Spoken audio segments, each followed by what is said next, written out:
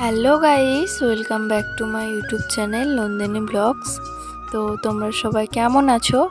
আশা করছি ভালো আছো। আমিও মোটামুটি ভালোই আছি। তো চলে এলাম আজকে একটা ব্লগ ভিডিও নিয়ে। তো আজ সকাল থেকে ব্লগটা স্টার্ট করলাম। সারা দিনটা কি করছি না করছি সবটাই তোমাদের সাথে শেয়ার করব। আর তোমরা ভিডিওটা স্কিপ না করে পুরোটাই দেখতে থাকো। তো দেখো বন্ধুরা, তোমাদের সাথে গল্প করতে করতে বিছানাটা তুলে নিয়েছি আর এদিকে খাটের উপরে উঠে জানলাটা খুলে দিলাম। তারপর চলে এসেছি রান্নাঘরে, এসে গ্যাসটা মুছে নিচ্ছি। আর জানো তো, আমি ঘুম থেকে উঠেই ফার্স্টেই ব্রাশ করে নিয়েছিলাম। তো গ্যাসের সামনেটা ভালো করে মুছে নিলাম। এদিকে একটু নোংরা হয়েছিল, তো নোংরা থাকলে দেখতে ভালো লাগে না, তাই আর কি ঠিকঠাক করে মুছে এই যে চা বসিয়ে দিয়েছি। আর ওইদিকে দেখছি চুন্নুমুন্নু এত চিৎকার করছে। আসলে কি বলতো, ওদেরকে জল দেওয়া হয়নি বলে ওরা সেই থেকে চিৎকার করেই যাচ্ছে, তাই ওদেরকে জল দিয়ে দিলাম। তো দেখো ওরা কত সুন্দর করে জল খাচ্ছিল। তারপর এইদিকে দেখলাম জামা কাপড়গুলো সব ওলট পালট করা আছে। তার মানে আমার বোনের কাজ এটা, কারণ ও যখন স্কুলে যায় তো স্কুলের ড্রেসগুলো এখানেই গোছানো রাখা থাকে। তো যখন পেরে নেয় তখন একটা পার্ট থেকে যদি একটা জামা কাপড় পরে যায়, ও কিন্তু সেটা তোলে না, তখন হয়তো তোলার সময়ও থাকে না, তাই আর কি। তো যাই হোক, এই দিকটা আমি ভালো করে গুছিয়ে নিলাম। এরপর ঘরটা ভালো করে ঝাড় দিয়ে এখন ঘরটা মুছে নিচ্ছি। আর ঘরের ভেতরটা আমি আগেই মুছে নিয়েছি, সেই ভিডিওটা করা হয়নি কারণ তখন কারেন্ট চলে গেছিলো। সেই জন্য আমি যখন ঘরের মধ্যে ভিডিওগুলো করি তো তখন আমাকে লাইট জ্বালিয়ে করতে হয়, নয়তো অন্ধকার দেখায় পুরোটাই, তাই আর কি এই ভিডিওটা আর করা হলো না। আর জানো তো, আজ সকাল থেকে কিন্তু কারেন্টটা খুবই ডিস্টার্ব করছে, কারেন্টটা খালি যাচ্ছে আর আসছে। তো এদিকে বারান্দাটুকু বাকি ছিল মোছার জন্য, তো এই দিকটাও মুছে নিলাম। তোমরা যারা যারা আমার ভিডিও দেখো তারা হয়তো জানবে যে আমি এখন খুব কমই ব্লগটা দিচ্ছি। কারণটা হচ্ছে আমার ভিউ আসছে না, তো সেই জন্যই আর কি। আর এরকম এত কষ্ট করে ভিডিও বানানোর পর যদি ভিউ না আসে তাহলে কি আর ভিডিও বানাতে ইচ্ছে করবে বলো? তো ওইদিকে ঘর তো আমার মোছা হয়ে গেছে। আর এই যে কলতলায় চলে এসেছি। তো এখানে জামা কাপড়গুলো কিছু রাখা ছিল, তো সেইগুলোই আর কি ধুয়ে নিলাম। আর জানো তো, এই শীতকালের সময় না কখন যে সময়টা পেরিয়ে যাচ্ছে কিছু বোঝাই যাচ্ছে না। তো ওইদিকে ঘর মোছার পর আমি কিন্তু ভাত বসিয়ে দিয়েছিলাম, এতক্ষণ প্রায় হয়েও গেল মনে হয়।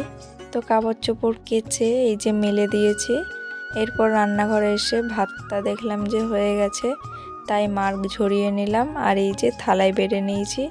তো ভাতটা খাওয়ার পরে এই যে এখন কাজে লেগে গেছি। তো এইদিকে দেখছি ঘাসে ভর্তি হয়ে যাচ্ছে আবার, তাই আর কি এগুলো পরিষ্কার করে দিলাম। আর জানো তো, শীতকালে কিন্তু বেশি ফুলও ফুটছে না, তাই ভাবলাম এদিকে তো জায়গাটা ফাঁকাই আছে, তো এইদিকে কটা ফুলের চারা এনে এদিকে লাগিয়ে দেবো। তো এইদিকে দেখো আমি ঝাড় দিয়ে নিচ্ছি। আর এই যে আম গাছ আছে বলে গাছের পাতাগুলো পড়ে উঠোনটা তো পুরো নোংরা হয়ে যায়।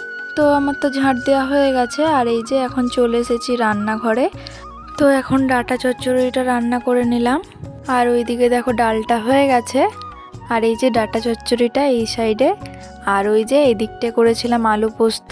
আর ভাতটা তো আজকে আগেই হয়ে গেছে। তো আমার তো রান্না হয়ে গেছে। আর এইদিকে কলতলায় দেখলাম যে কতগুলো বাসন রাখা ছিল, তো সেগুলোই মেজে নিচ্ছি। তো এদিকের বাসনগুলো সব ধুয়ে নিয়েছি। আর এদিকে একটা ডেচকি রাখা ছিল, তো ডেচকিটাও মেজে ধুয়ে নিলাম। তো বাসনগুলো তো সব ধোয়া হয়ে গেছে। আর কলতলার চাতালটাই ভালো করে জল দিয়ে ধুয়ে দিলাম। তো গাইজ রান্না বান্না তো হয়ে গেছে, আর এখন যাই স্নান টান করে আসি, তারপর তোমাদের সাথে দেখা হচ্ছে।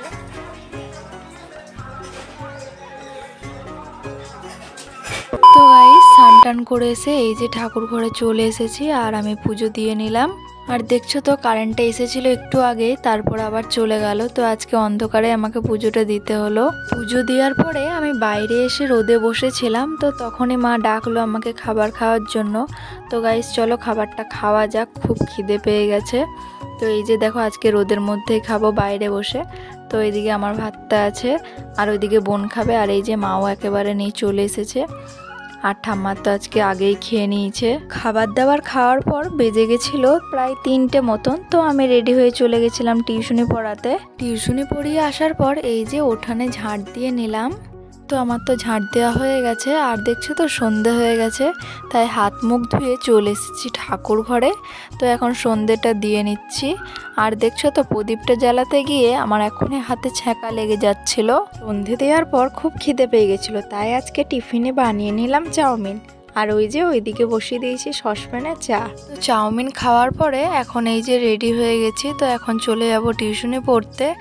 আর গাইস, ব্লগটা আমি এখানেই শেষ করছি। তোমাদের সাথে দেখা হচ্ছে নেক্সট ব্লগে। ভিডিওটা তোমাদের যদি ভালো লেগে থাকে অবশ্যই একটা লাইক, কমেন্ট, শেয়ার করে দিও, সাবস্ক্রাইব করে দিও, আর আমার পাশে থেকো। টাটা।